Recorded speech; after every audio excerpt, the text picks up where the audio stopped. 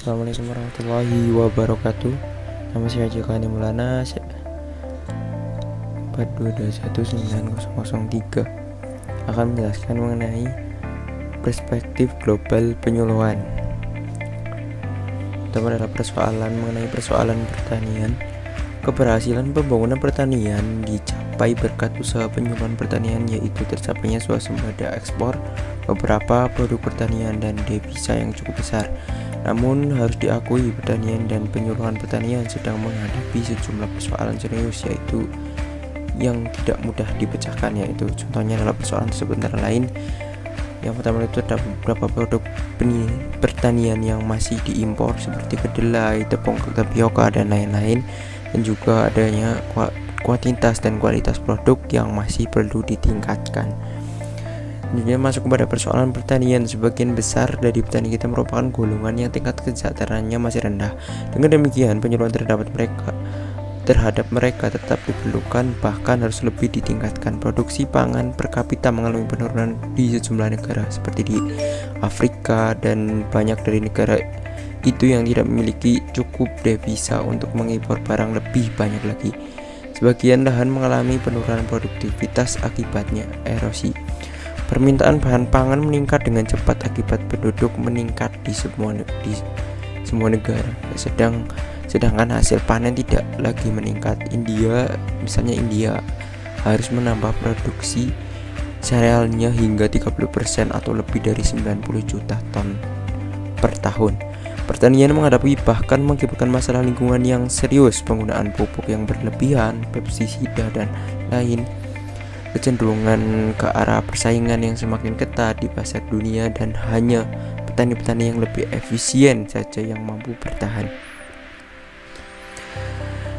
Selanjutnya ada stok beras dunia akan mencapai titik terendah, yaitu mendorong harga mencapai level tertinggi selama 20 tahun terakhir.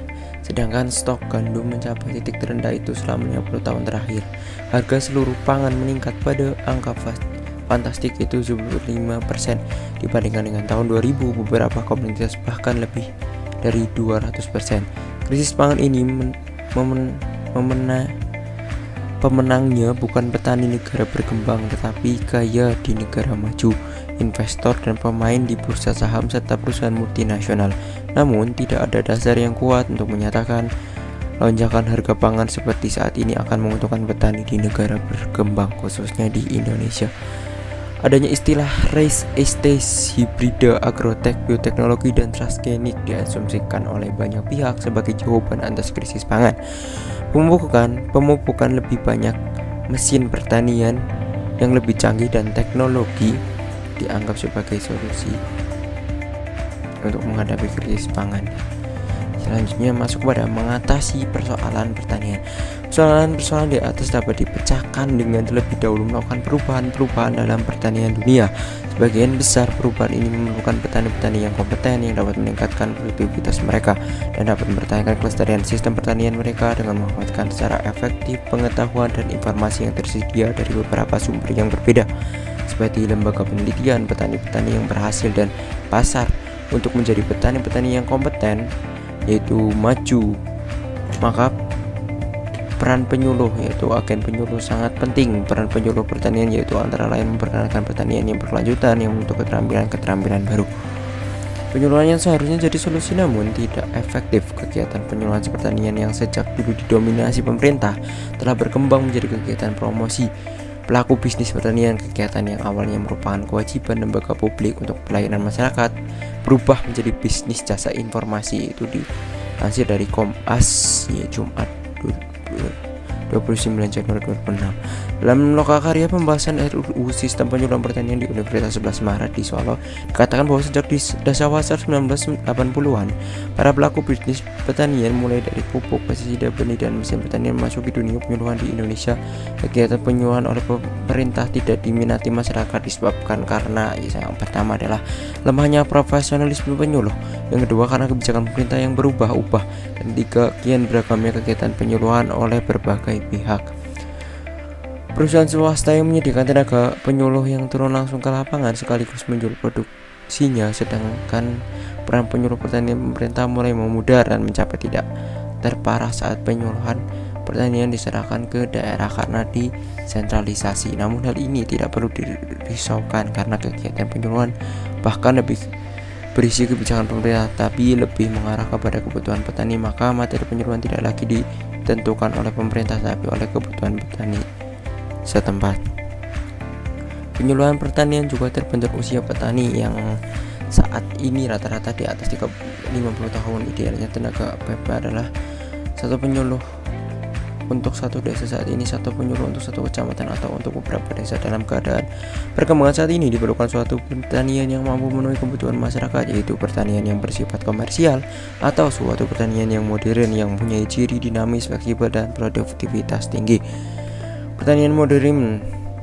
Untuk suatu pertanian yang modern diperlukan sebagai berikut menurut A.T. Mosher. Untuk suatu pertanian yang modern diperlukan 1. Manusia yang lebih maju, 2. Manajemen dan teknologi lebih baik, 3. Bahan dan alat dan biaya produksi yang selalu bersedia, 3. Prasarana yang berfungsi lancar, 4. Suasana kegiatan menguntungkan dan petani yang berkompeten yang dapat meningkatkan produktivitas mereka. Petani yang modern memerlukan pengetahuan, keterampilan, dan teknologi yang selalu berkembang serta sarana produksi dan biaya yang tersedia dengan mudah. Dengan perkataan lain, usaha taninya harus menguntungkan secara teknis maupun ekonomis. Kesemuanya ini akan dapat terpenuhi oleh petani bila mereka tersedia untuk berusaha membangun, yaitu yang pertama, mereka perlu menerapkan teknologi baru untuk hasil yang lebih tinggi dan berkualitas. Yang kedua, mereka perlu mengkoordinasikan dan mengelola usaha taninya secara lebih efisien dan mendapatkan keuntungan yang lebih besar. Manusia sebagai kunci perbaikan pertanian.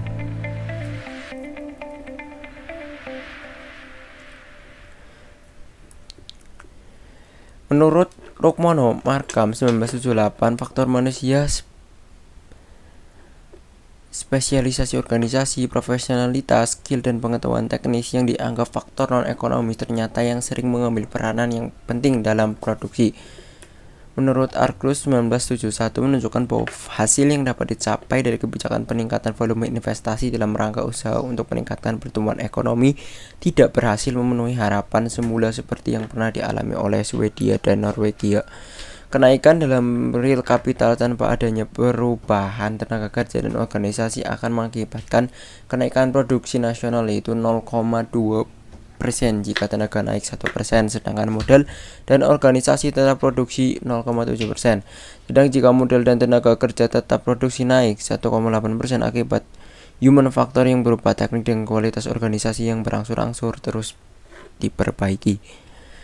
Dalam pengembangan diri petani untuk mau berusaha ke arah yang lebih baik adalah melalui pendidikan, yang dalam konteks ini kegiatan pendidikan bagi petani adalah kegiatan untuk menggugah keinginan, menimbulkan swadaya, dan menyebarkan pengajaran, pengetahuan, dan keterampilan. Menurut Sumser 1972, smart is beautiful. Manusialah yang merupakan sumber daya utama, bukan alam, untuk membangun ekonomi di mana pendidikan merupakan sumber daya yang terpenting. Dengan pendidikan, akal budi manusia terus pertajam dan pelihara sehingga dapat menimbulkan gagasan yang berani. Adanya penemuan-penemuan dan berbagai kegiatan pembangun sesuai keadaan petani, maka diperlukan sistem pendidikan tersedia yang lengkap dengan filosofi atau prinsip, tujuan, metode, dan teknik tertentu seperti diselenggarakan oleh organisasi dan personalia yang khusus pula. Sistem pendidikan inilah yang disebut dengan penyuluhan pertanian, yang merupakan sistem pendidikan di luar sekolah untuk petani dan keluarganya agar mereka mampu meningkatkan kesejahteraan sendiri serta masyarakat umumnya. Berhasilnya pembangunan sangat dipengaruhi oleh sistem penyuluhan. Ya, mungkin itu saja yang dapat saya sampaikan, kurang lebihnya mohon maaf. Wabillahi taufiq wal hidayah. Wassalamualaikum warahmatullahi wabarakatuh.